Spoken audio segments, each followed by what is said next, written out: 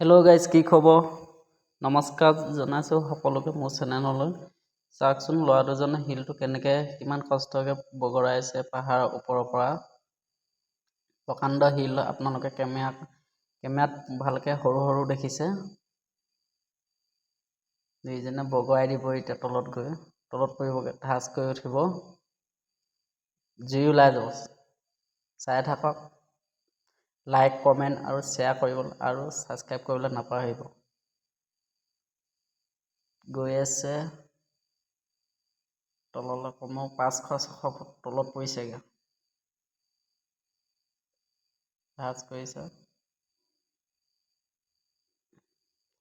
Thank you so' much.